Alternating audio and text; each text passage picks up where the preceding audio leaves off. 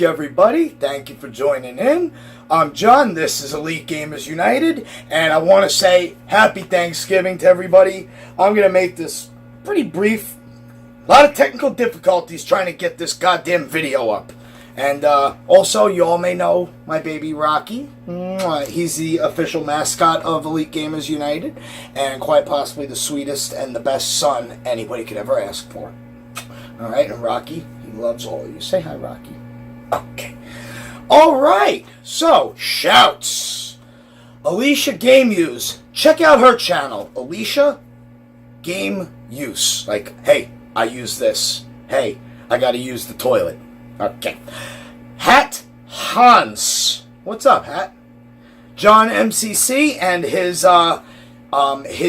client, he's the agent of Marty McStreams. What's up, Marty? Hope your streams are going well. Epic Ludwig Brothers. Check out his channel. Epic Ludwig Brothers. I'm Not Your Dad. And that is the name. I'm Not Your Dad. And Jason Style. Thank you all for following my channel. I hope you guys enjoy my content. And let us jump right in. Today, Golden Axe 2, Sega Genesis. And we're going to ask ourselves the big question. Is this the last truly great Golden Axe game released? Let's answer that. So let us start with the story. At the end of Golden Axe 1, Death Adder was defeated by a couple of heroes. And that was that.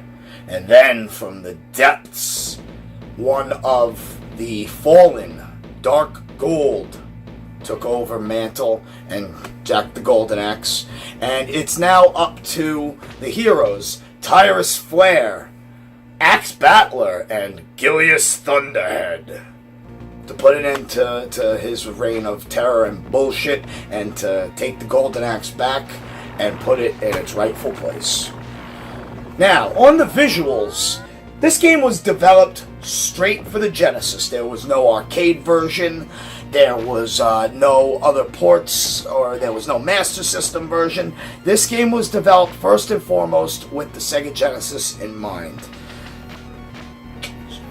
Visually, the characters, I think they're very cool, very well designed. The world has its own feel. It's a lot of inspiration if you look at Conan. Even some Lord of the Rings inspiration. What, Rocky? What do you want, boy? All right. You want to go? Okay. He's okay. He's on the bed. A lot of inspiration from traditional fantasy, but it takes the inspirational elements and it makes its own world, its own backstory. It does everything without theft of its inspiration. The game has a wonderful introduction. As soon as after the Sega screen, the Sega logo rolls, boom. Opening text scroll with background showing what's going on, etc.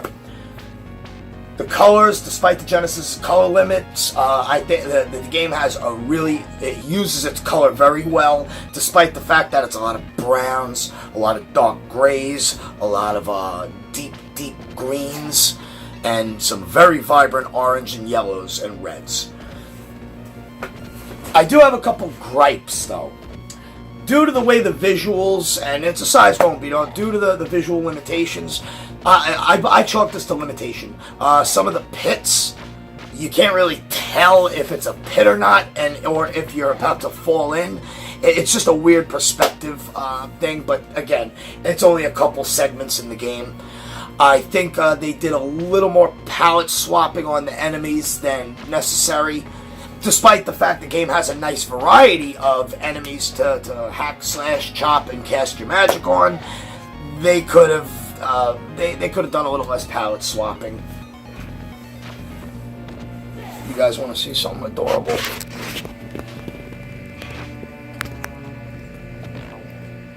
Oh no, don't mind us, Rocky. Go back. I know you're hard at work. I'm sorry about that. But the game, it's a good-looking game. You can tell it is an early Genesis title. It came out January of 1992. I have it right over here, and I don't even remember. I'm a retard. But this game was earlier, mid-early Genesis title, and it shows. But again, visually, the game's got some really cool looking levels. The monsters, the enemies, the creatures and the beasts that you ride look really cool. Which now brings me to the next, and I think the strongest element of this game is the sound. That opening introduction has a phenomenal track running to it. I think the score, the game is well scored. The soundtrack is strong. It's got some really. I think the soundtrack to this game could only have been pulled off and sound the way it should sound, the way it sounds with the Genesis sound chip. This game would not have the same audio appeal running on the Super Nintendo's sound processor, etc. Thirsty as hell. I apologize, everybody.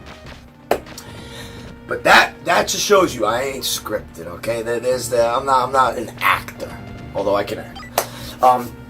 The sound effects, the hacks, the slashes, the beasts, their howls, the little mini dragon that you ride, his screeches, sound pretty good. Some sound effects are a little hard on the ears. Overall, though, the highlight of this game is the music and its soundtrack. That opening stage and that introduction to the game itself, absolutely wonderful. The magic also. Oh, and I forgot in the visuals, the magic, the spells, awesome spells. Considering the animation on them was limited, and that's another thing. The game's animation is very nice as well. Okay. Sound. The last thing I want to say about it, there is one major issue that I can't get over.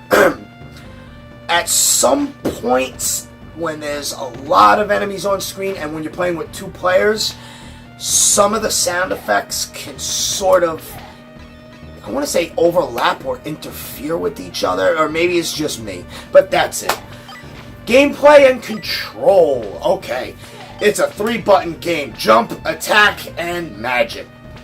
The game controls just like most beat 'em ups. If you have a beat 'em up that controls terribly, you better dismantle that development team and send them all packing. This game stands right next to Streets of Rage 2 specifically. It stands right next to all the best beat 'em ups on the Genesis and Super Nintendo. Not Final Fight though. It controls very good. It's easy to get a handle on. Gameplay though, I think the difficulty jacks up way too hard, and it goes to a point that's unfair, but that was common practice. The enemies hit very hard, even on normal and the easy mode.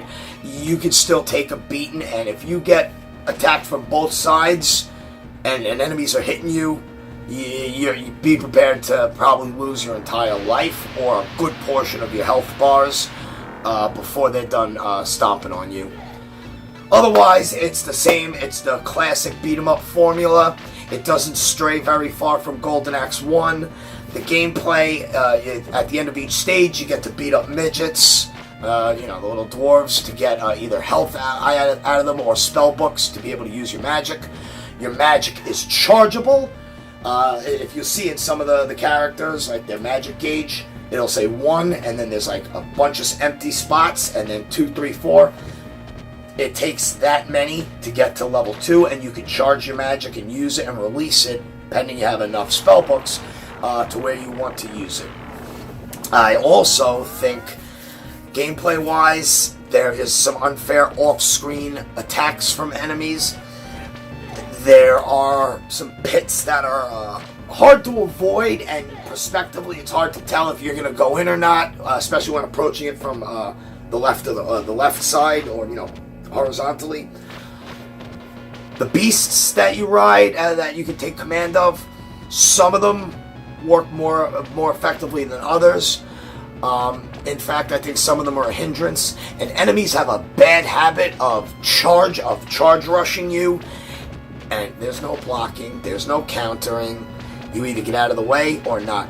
And on a vertical scaling, on the plane, on the vertical scaling of the game itself, it's hard to tell if your attack is going to hit an enemy, but I'll tell you what, their attacks sure as fucking shit are going to hit you when you're standing here and they're standing down there, and your attack misses and theirs hits. But other than that, you can't say anything about this game negative on the gameplay as a whole. It's a classic Sega Genesis franchise that has, like most Sega franchises of late, this being 2+ decades of pretty much 3 decades in this case, used, abused, and discarded like a bastard stepchild. Okay? And it's quite sad.